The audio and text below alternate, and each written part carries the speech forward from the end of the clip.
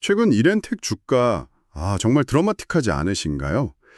2025년 10월 24일 그 하루 만에 12% 넘게 급등했는데 이게 왜 흥미롭냐면요. 바로 직전까지 발표된 실적만 보면 좀 고개를 갸웃할 수밖에 없거든요. 네, 그렇죠. 실적이 상당히 안 좋았죠. 매출하고 이익이 아주 큰 폭으로 꺾였는데 주가는 왜 이렇게 뜨거웠을까요? 오늘은 여러분께서 제공해 주신 자료들을 가지고 이 이렌텍이 다른 기업의 속사를 한번 함께 들여다보겠습니다. 단순히 과거 실적이 안 좋다, 근데 미래 기대감이 크다, 이걸 넘어서요. 그 기대감의 실체는 그럼 무엇인지, 그리고 우리가 간과해선 안 될 위험 요인은 없는지, 또 하나, 이 회사가 가진 아주 특별한 카드, 무려 45%에 달하는 자사주는 대체 어떤 의미인지 좀 깊이 파고 들어보죠. 과거와 미래, 또 기대와 현실 사이의 그 복잡한 방정식을 풀어보는 시간이 될 겁니다. 우선 이렌텍이 어떤 길을 걸어온 회사인지 간단히 좀 짚고 넘어가야 할 것 같아요. 1982년에 세워졌고 전신까지 거슬러 올라가면 1978년부터니까 꽤 오래된 기업입니다. 네, 역사가 꽤 있죠. 수원에 본사가 있고 직원은 한 350명 남짓. 2002년에 코스닥에 상장한 중견 기업이고요. 원래 주력은 IT 기기 부품 제조였습니다. 맞습니다.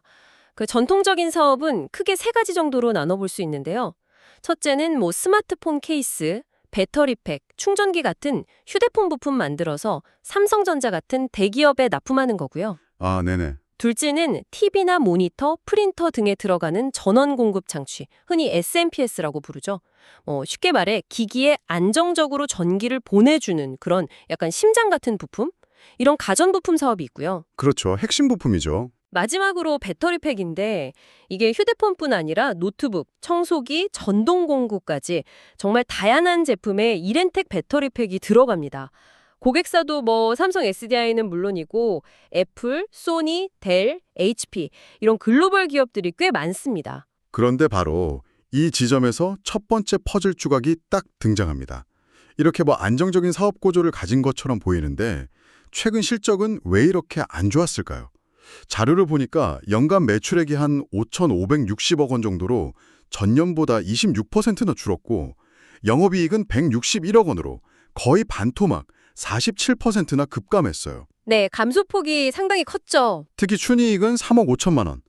이건 전년 대비 98% 이상 그냥 사라진 수준인데요. 네, 그 글로벌 IT 기기 수요 둔화, 이 영향을 직접적으로 받았다고 봐야 합니다. 스마트폰이나 가전 시장이 전반적으로 좀 위축되면서 부품 수요도 같이 줄어든 거죠.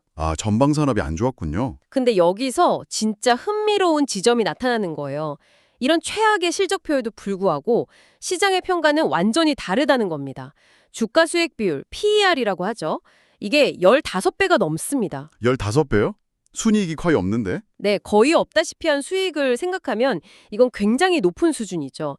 이건 시장 참여자들이 지금 버는 돈은 거의 보지 않고 미래에 벌어들일 가능성에 아주 강하게 베팅하고 있다. 이런 뜻입니다. 그러니까 시장은 과거 실적이 아니라 완전히 다른 그림을 보고 있다는 거군요. 근데 또 주가 순자산 비율, PBR은 0.8배 수준으로 1배가 안 되네요. 이건 또 회사가 가진 자산 가치보다도 주가가 낮다는 뜻이니 자산 기준으로는 저평가 상태라고도 볼 수 있고요. 정말 좀 혼란스러운데요. 도대체 시장은 이렌텍에 무엇을 보고 이렇게 미래의 기대를 거는 걸까요? 바로 그 기대감의 핵심 동력이 신사업입니다. 이렌텍은 기존 IT 부품 사업의 부진을 돌파하기 위해서 아주 공격적으로 새로운 성장 엔진을 장착하고 있습니다. 크게 세 가지 축으로 볼 수 있는데요. 첫 번째가 바로 로봇 사업입니다. 로봇이요? IT 부품 만들던 회사가 갑자기 로봇이라니? 좀 더 구체적으로 설명해 주시죠. 그 LG전자의 서비스 로봇 클로이 들어보셨죠? 네, 식당 같은 데서 가끔 봤어요. 이렌텍이 바로 이 클로이 로봇의 핵심 구동 부품인 액추에이터, 그리고 자율주행 로봇 관련 부품을 위탁 생산, 그러니까 OEM, ODM 방식으로 만들면서 본격적으로 로봇 시장에 발을 들였습니다. 마침 또 정부에서도 지능형 로봇법, 이걸 시행하면서 산업 육성 의지를 보이고 있고요. 그래서 시장에서는 이렌텍이 LG전자 로봇 사업 생태계에서 굉장히 핵심적인 역할을 할 파트너로 부상하고 있다. 이 점에 주목하고 있는 겁니다. 단순 부품 공급을 넘어설 가능성까지 보는 거죠. LG전자라는 대기업과의 강력한 연결고리가 생긴 거네요. 그럼 두 번째 신사업은 뭔가요? 두 번째는 에너지 저장 장치 ESS입니다. ESS요? 이것도 요즘 정말 핫한 분야죠. 네, 기존에 잘하던 소형 배터리팩 기술, 이걸 바탕으로 중대형 시장으로 확장하는 전략인데요. 전기 오토바이나 전기 자전거 같은 이모빌리티용 배터리팩부터 시작해서 가정용 또 산업용 ESS까지 사업 영역을 넓히고 있습니다. 전 세계적인 그 탄소 중립 흐름 속에서 ESS 시장 성장은 거의 확실시 되잖아요. 장기적인 수혜가 기대되는 분야죠. 이것도 그냥 말로만 하는 게 아니라 좀 구체적인 움직임이 있나요? 아, 그럼요. 최근 행보라공연 상당히 발빠르게 움직이고 있어요. 2024년 6월에는 미국의 그 유망한 배터리 기술 기업 이노빅스라고 있는데 여기랑 배터리팩 사업 협력 MOU를 맺었고요. 4월에는 경기도 용인에 새로운 ESS 생산 공장을 짓기 위한 MOU도 체결했습니다. 이 공장은 올해 11월 완공 예정이라고 하니까 생산 능력 확보에도 속도를 내고 있는 거죠. 아, 공장까지 짓는군요. 특히 LG전자와 함께 개발한 가정용 ESS, 이게 북미 안전 인증인 UL9540A를 획득했는데 이게 특히 그 배터리 화재 안전성에 대한 굉장히 까다로운 기준이거든요. 아, 그거 중요하죠? 이걸 통과했다는 건 기술력하고 신뢰도를 인정받았다, 이렇게 볼 수 있습니다. 로봇에 이어서 ESS까지. 확실히 미래 성장성이 높은 분야에 집중하는 모습이네요. 마지막 세 번째는 뭔가요? 세 번째는 약간 의외라고 생각하실 수도 있는데 바로 전자담배입니다. 전자담배요? 네, KT&G의 전자담배 기기를 위탁 생산하면서 이 시장에서도 상당한 입지를 확보했습니다. 자료에 따르면 KT&G 전체 전자담배 생산 물량의 70% 이상을 이렌텍이 담당하고 있다고 하니까 이미 무시 못할 수익원으로 자리 잡은 상태입니다. 와, 정말 기존의 그 IT 부품 회사라는 이미지만으로는 설명이 안 되는 변신인데요. 로봇, ESS, 전자담배라니 그럼 2025년 10월 24일에 그 주가 급등하고 1,100억 원이 넘는 거래 대금은 바로 이런 신사업에 대한 기대감이 폭발한 결과다, 이렇게 봐야겠군요. 부진한 실적 발표에도 불구하고 말이죠. 정확합니다. 특히 그날의 급등은 LG전자와의 로봇 사업 협력 강화, 여기에 대한 기대감이 크게 작용한 것으로 분석됩니다. 기술적인 측면에서도 오랫동안 갇혀있던 그 박스권 상단을 아주 강한 거래량과 함께 돌파하는 긍정적인 신호가 나타났다고 보고요. 흔히 상승 장악형 챈들 이런 표현도 쓰던데요. 네, 그런 분석도 있었고요. 아무튼 시장의 심리가 과거의 부진에서 미래의 가능성으로 완전히 옮겨갔음을 보여주는 그런 상징적인 움직임이었죠. 자, 그럼 이제 이 회사의 재무 상태와 주주 구성을 좀 더 자세히 들여다보죠. 이게 또 아주 흥미로운 포인트들이 숨어 있더라고요. 네, 재무 상태를 보면 총자산이 약 5,700억 원, 부채는 약 2,700억 원, 자본은 약 3,000억 원 정도 됩니다. 부채 비율은 자료에 따라 73%에서 103% 사이로 나오는데 아주 낮다고는 할 수 없지만 그래도 신사업 투자를 고려하면 관리 가능한 수준으로 평가됩니다. 그 정도면 아주 위험한 수준은 아니군요. 네, 근데 여기서 눈여겨볼 것은 유보율입니다. 이게 무려 1160%가 넘어요. 1160%요? 네, 이건 회사가 그동안 벌어들인 이익을 밖으로 배당이나 이런 걸로 내보내지 않고 내부에 차곡차곡 쌓아두었다는 뜻이고요. 앞으로 신사업 등에 투자할 실탄, 현금이 두둑하다는 의미이기도 합니다. 아, 내부에 현금이 많다는 거군요. 그렇죠. 실제로 최근에 운영자금하고 ESS 설비 투자를 위해서 120억 원 규모의 전환사채 11을 발행하기도 했고요. 라이노스 자산운용 같은 기관들이 투자에 참여했습니다. 유보율이 1160%. 정말 엄청나네요. 그런데 더 놀라운 숫자가 있죠. 바로 자사주입니다. 회사가 자기 회사 주식을 보유하고 있는 건데 그 비율이 무려 44.89%에 달한다고요. 거의 45%. 네, 맞습니다. 45%에 육박하죠. 발행된 주식의 거의 절반을 회사가 들고 있다는 건데 이건 정말 흔치 않은 경우 아닌가요? 이게 도대체 어떤 의미를 가지는 건가요? 맞습니다. 이 45%에 육박하는 자사주는 이렌텍이 가진 그야말로 히든카드이자 전략적 무기라고 할 수 있습니다. 활용 방안이 정말 무궁무진하거든요. 예를 들면 어떤 게 있을까요? 예를 들어서 앞으로 더 큰 성장을 위해 M&A를 해야 할 때 이 자사주를 팔아서 자금을 마련할 수도 있고요. 혹은 기술력 있는 다른 회사와 전략적 제휴를 맺을 때 지분을 교환하는 카드로 쓸 수도 있습니다. 아, 지분 수업 같은 거요? 네, 또 다른 가능성은 신사업이 이제 본궤도에 오르고 실적이 좋아졌을 때 이 자사주를 소각해버리는 겁니다. 소각이요? 네, 그러면 전체 주식수가 줄어드니까 기존 주주들의 주당 가치가 자연스럽게 올라가겠죠. 주주 가치를 아주 획기적으로 높이는 방법입니다. 그러니까 이 막대한 자사주를 어떻게 활용하느냐에 따라 회사의 미래 모습이 크게 달라질 수 있다는 거군요.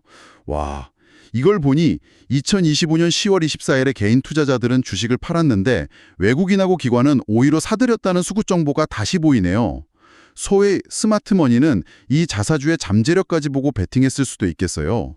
충분히 가능한 해석입니다.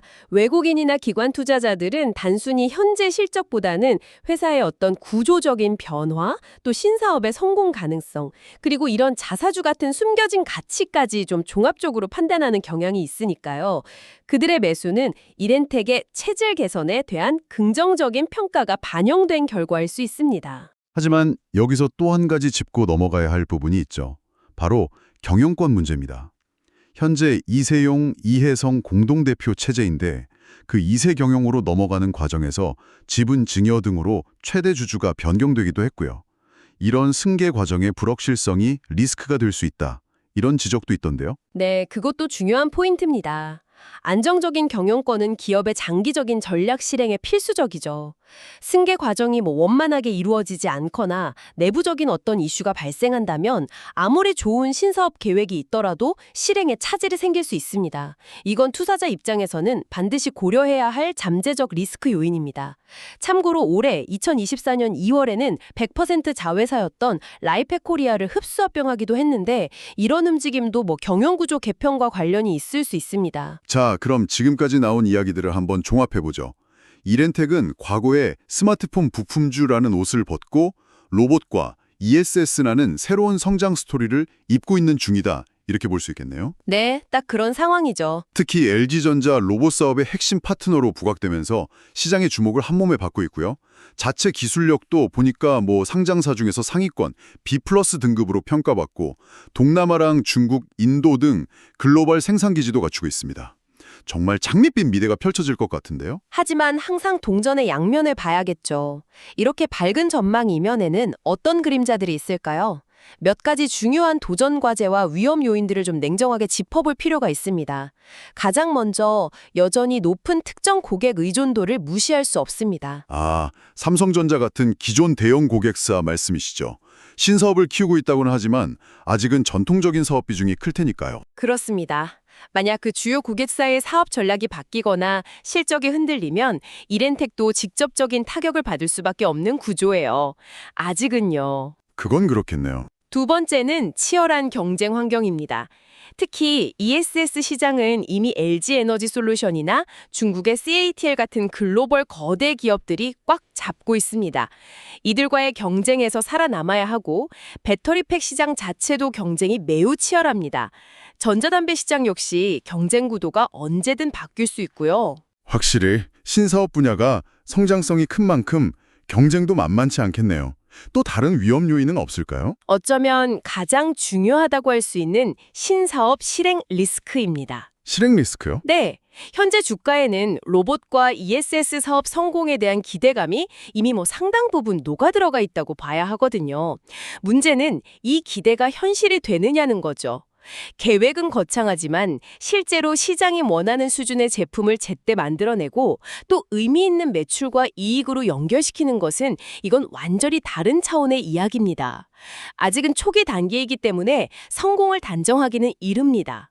이 실행 자체가 가장 큰 리스크일 수 있다는 거죠. 아, 기대가 큰 만큼 만약에 잘 안 되면 실망도 클 수 있다는 거군요. 네, 그리고 이 실행 리스크는 재무적 압박과도 연결됩니다.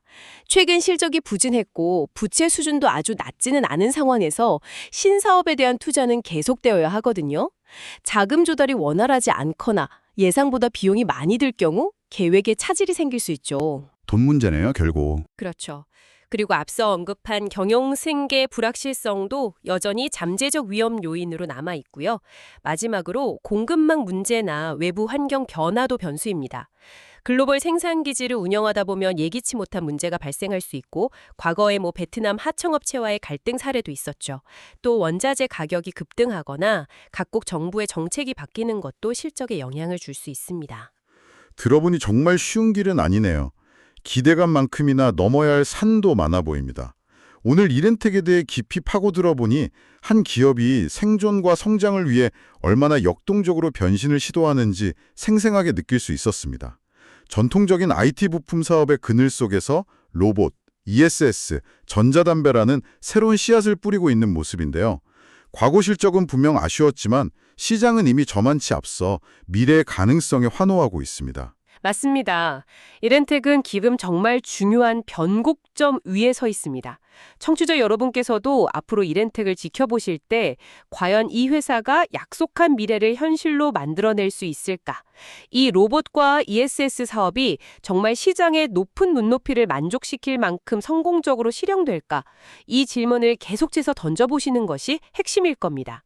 기대가 실적으로 증명되는 그 과정을 확인하는 여정이 되겠죠. 마지막으로 이 질문을 여러분께 던지며 마무리하고 싶습니다. 이렌텍이 가진 그 엄청난 규모의 자사주, 45%에 달하는 이 주식 뭉치가 과연 어떤 운명을 맞이하게 될까요? 신사업 날개를 달아줄 M&A 자금으로 변신할까요? 아니면 세상을 놀라게 할 기술 파트너와의 동맹을 위한 교환 카드가 될까요? 그것도 아니면 회사가 본궤도에 올랐을 때 통 큰 소각으로 주주들의 환호성을 이끌어낼까요?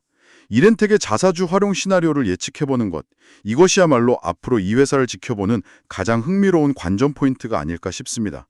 여러분의 생각은 어떠신가요?